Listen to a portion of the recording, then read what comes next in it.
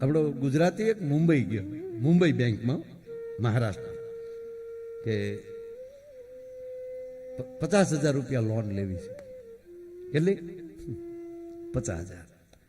એટલે બેંકમાંથી પૂછ્યું કે મોર્ગેજમાં કોઈ આપો? તમે કે શું મોર્ગેજમાં શું આપો છો? જમીન, દુકાન, મકાન કાંઈ? કે ના કાંઈ નહીં. જો આ બહાર મર્સિડીઝ પડી ને, આ એના પેપર, આ મારું આઈડી પ્રૂફ, આ મારું લાયસન્સ, એના જ નામે ગાડી. અને પાછું કે મેનેજરને એવું કીધું કે મોર્ગેજમાં નહીં, ગાડી જ અહીંયા મૂકતો જાઉં છું. જ્યાં સુધી 50,000 રૂપિયા ન ભરું ત્યાં સુધી ગાડી તમારા ગેરેજમાં રહેશે. બેંકને અત્યારે જ રાખવાની. હવે મર્સિડીઝ હાટું માથે 50,000 એટલે એમાં કંઈ બેંક ના પાડે. તરત પેપરો જોઈ લીધા, એનું આઈડી, આ ભાઈના જ નામની ગાડી છે. તરત પેપર થઈ ગયા. જ્યાં સહી કરવાની હતી 21 જગ્યાએ સહી શીખી નાખી. 50,000 લઈને ઓલો વયો ગયો ગાડી બેંકના ગેરેજમાં. પણ બેંક મેનેજરને રાચે સાહેબ નીંદર ન આવી. હાલે લે, જેની પાસે મર્સિડીઝ ગાડી હોય એને 50,000ની જરૂર પડી કેમ?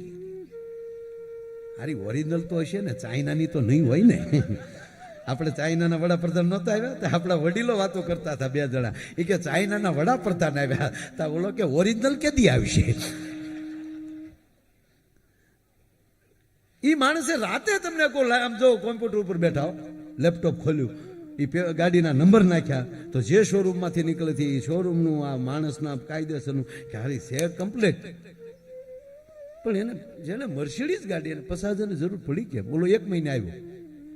મહિને આવીને કીધું કે આલ્યો આ 50,000 રૂપિયા, 2500 રૂપિયા વ્યાજ, આ તમારા 1,000 રૂપિયા પેપરનો ખર્ચો, 1200 રૂપિયા, આ બધું કમ્પ્લીટ.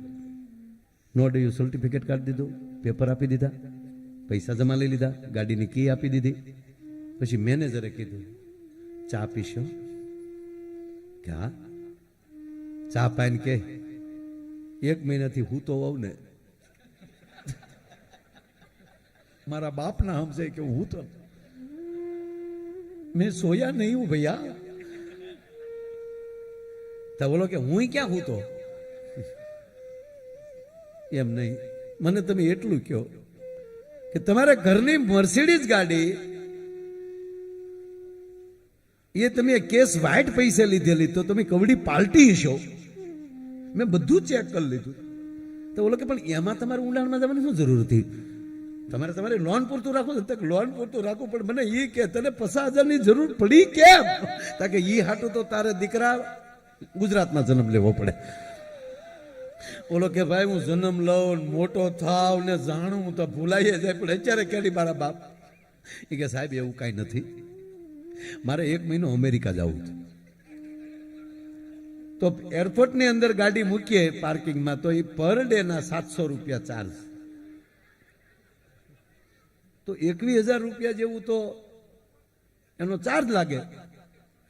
21,000 જ થાય ને. હું ભણતો તેથી ગણિતમાં હું નાપાસ બહુ થતો. 21,000 ચાર્જ થતો હતો. એમાંય પાછી નો ગેરંટી, જવાબદારી કાંઈ નહીં.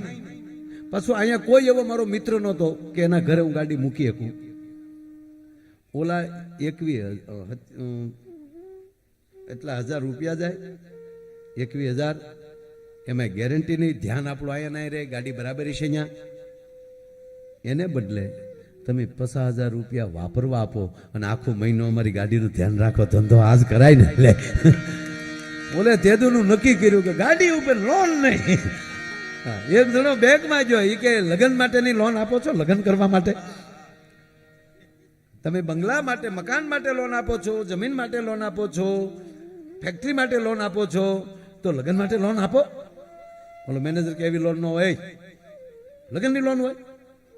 તા તો બોલો શું કે અમારે બીજા લોકોની સાથે કેમ સરખામણીમાં ઊભું રહી શકવું? અમારે લગ્ન સારી રીતે કરવા કે નહીં? કે પણ તારા બાપ લોન લઈને થોડા લગ્ન કરા? અરે ભાઈ આપો ને યાર. એટલે મેનેજરે કીધું હા ભાઈ લગ્નમાં લોન ન મળે. લગ્ન ઉપર, મકાન માટે આવીએ, ફેક્ટરીઓ માટે આપીએ. પણ તમને વાંધો શું? એટલે મેનેજરે કીધું કે તમે મકાન માટે લોન લીધી હોય અને એ ટાઈમ ટુ ટાઈમ ન ભરો તો મકાન છે બેંક કબજો કરે.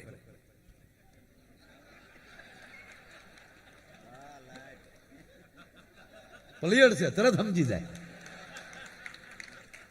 તમે 4 વ્હીલ લીધી હોય કે કોઈ પણ વાહન ખરીદ્યું હોય લોન થી અને હપ્તા ન ભરો તો બેંક ખેંચી જાય.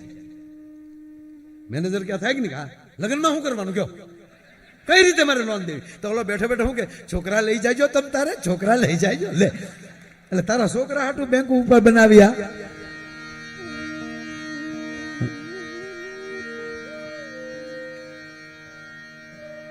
સાહેબ આ દેશ છે ને એ શક્તિનો ઉપાસક દેશ છે. આજ ભાઈ બીજ નો તહેવાર અને એમાંય માં ઉમિયા અને જ્યાં માં બહુસર બિરાજે છે એ પલિયડ ગામમાં તમે આવો રૂડો કાર્યક્રમ રાખ્યો છે. સાહેબ આ ધરતીના માણસોએ જેવા તેવા માતાજીને પસંદ નથી કર્યા, જેવા તેવા ભગવાનને પસંદ નથી કર્યા. તમે આપણી માતાજીઓ જો તો 20 ભુજાળી સિંહ ઉપર સવાર હોય, એક એક શસ્ત્ર એના હાથમાં હોય. જ્યારે જ્યારે કોઈ પણ નર અથવા નારી, દેવ અથવા દેવી, શિવ અથવા શક્તિ, એને જ્યારે ચેલેન્જ મારી છે ને એ વ્યક્તિને હજી સુધી કોઈ પછી અટકાવી નથી શક્યું. સાહેબ રક્તબીજને રોળવા માટે જેથી ચંડી નીકળી તેથી એક હાથમાં ખપર અને એક હાથમાં ખડગ, અને ત્યારે રક્તબીજે એટલું કીધું કે તારી તાકાત નથી કે તું મને મારી શકે, મારું એક લોહીનું ટીપું ધરતીમાં પડે તો 1,000 રક્તબીજ ઉભા થાય. અને ત્યારે એ જગદંબાને જવાબ આપ્યો હતો, જગદંબાએ કે તારા લોહીનું ટીપું હેઠું પડવા દઉં તો તું બીજો ઉભો થા ને, હું આ દેશની શક્તિ છું. કે પણ તારા એટલે એવા ખપરમાં મારું લોહી હમાય ક્યાંથી? અને તેથી ચંડી બોલી હતી કે રક્તબીજ તને આ ખપર લાગે, બાકી દરિયો આમાં વયો જાય અને તોય અધૂરું રહે ને, ઈ ચંડીનું ખપર છે ભલા માણા. અને માં બહુચર પાસે એક કુકડાનું બચ્ચું પ્રાર્થના કરે. કલ્પના તો કરો યાર, એક કુકડાનું એના માવતરને ઓલા સૈનિકોએ મારી નાખેલા, કુકડાઓને મારી અને બાદશાહના માણસોએ એમ કહેવાય કે કુકડાનું ભોજન કરી ગયેલા. અને એમાં કુકડીનું બચ્ચું જગદંબાના ચરણે જાય, પ્રાર્થના કરે, લીપાઈ ગયું આડું. મોતની બીક કોને નો લાગે સાહેબ? તમે એક પક્ષીને કાકરાનો કા કરો તો ફફડાટી કરતા ઉડી જાય, શું કામ? ભય લાગે છે. પહેલા તો ભગવતીનો આભાર માનજો, કુળદેવીનો આભાર માનજો કે તમે અમને માનવ બનાવ્યા છે. માનવ સિવાય એક પણ જીવ નિર્ભય નથી. ભલે હાવજ છે ગાંડી ગીરનો, પણ એ પાણી પીવે તો 10 દિશે આમ જોયા કરે, કોઈ આવી તો નથી જતું ને. ખાતા હોય તો તમને કોઈ ચકલી ચણતું હોય તોય તે બધી બાજુ જોયા કરે કે કઈ બિલાડું આવી નથી જતું ને, કોઈ કાકરો તો નથી મારતું ને. એક ખાતી વખતે પણ એને હક નથી, અને માળામાં ક્ષણિક પૂરતું એને હક નથી, કોઈક મારી તો નહીં નાખે ને. એક માનવ બેઠો બેઠો ભાવ દેતો દેતો જમી શકે છે, નિર્ભય છે. અને હવે તો હાવ નિર્ભય છે સાહેબ. ડોકમાં ઘરેણા ન હમાતા હોય એવા ઘરેણા પહેરી અને મારી દીકરીઓ અંબાજી કોઈ જાતી હોય, કોઈ ઊંઝા હાલીને જાતી હોય, અને રાતના 1 વાગ્યા હાલી જતી. કોઈના બાપની તાકાત છે ભલા માણા કોઈ ઊંચી નજર કરીને જોઈ શકે છે? નિર્ભય છીએ અત્યારે.